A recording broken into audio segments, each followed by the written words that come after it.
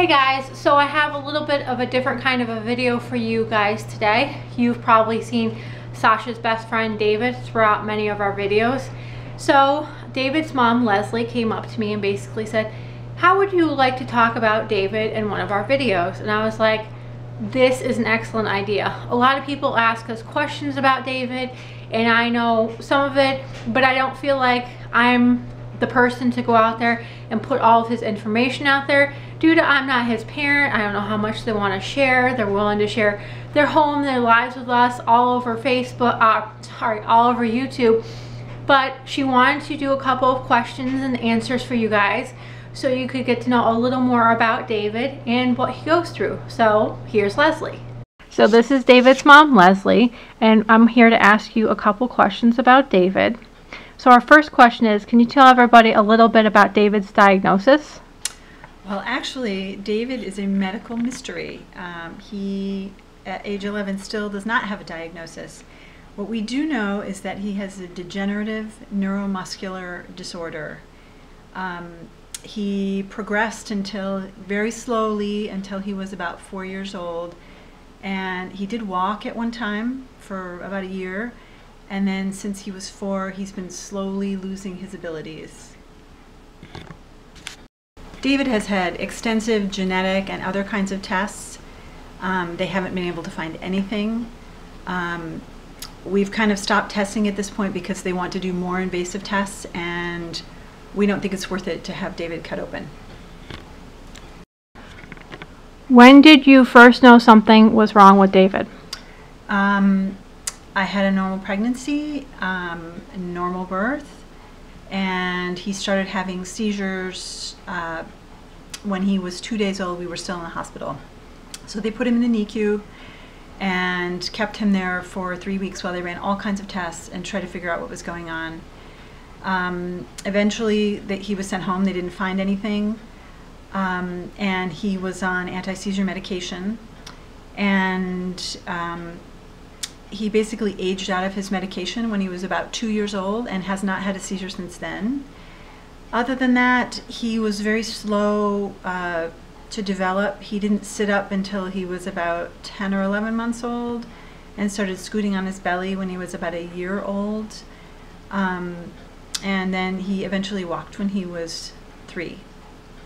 But the degenerative part seems to be the mystery.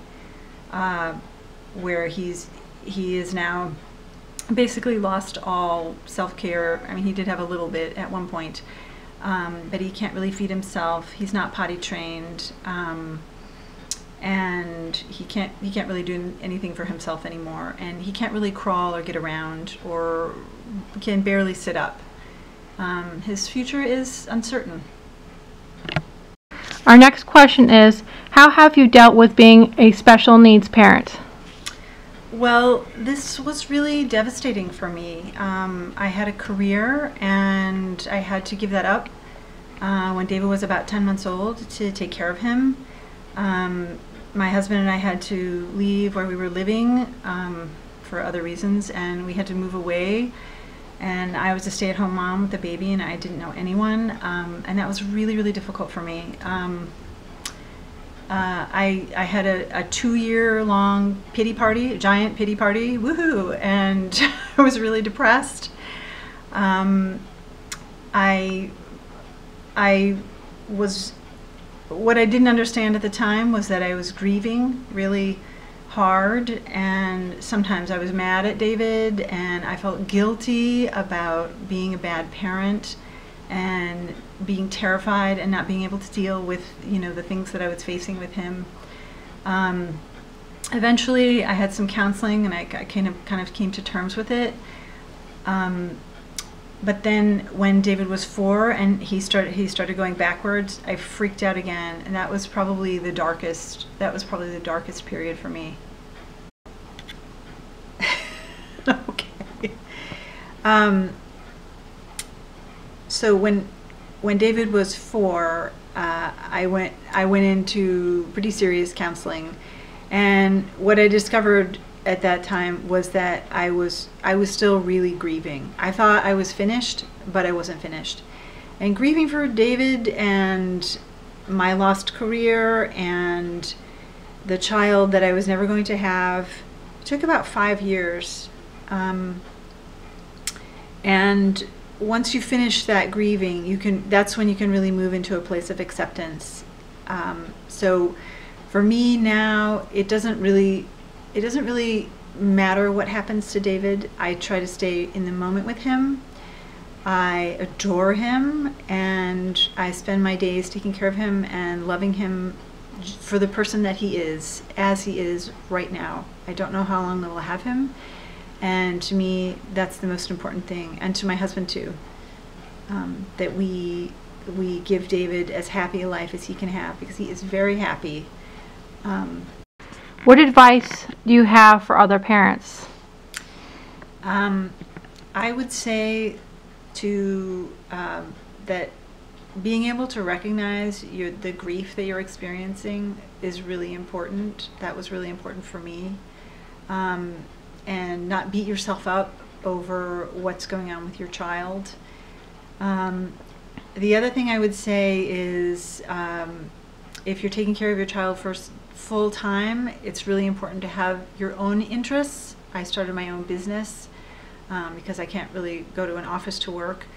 And that's actually been really fantastic for me, because being a parent of a special needs child can be all-consuming. So to keep something for yourself is really important. Guys, my amazing earrings were made by Leslie, so she's going to tell you a little bit about what she does for jewelry. Oh, am I talking about that? Yes, you are. She's amazing, by the way. My business is making jewelry. I used to work as a jewelry designer, and when David was about 3, I realized that I needed to find something for myself, and I started making jewelry and going to shows. I'm a seed bead artist, and that has been tapping into my creative side. My creative self has been a real lifesaver during this process, and very satisfying, and has given me a new identity as an artist and designer rather than just David's mom.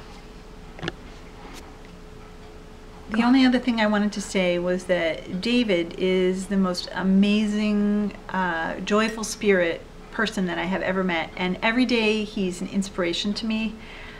He lives his life absolutely 100% in the moment, and it is an amazing thing to watch, and I really take that as personal inspiration. He's a wonderful human being, and I wouldn't trade him for anything. He's the love of my life.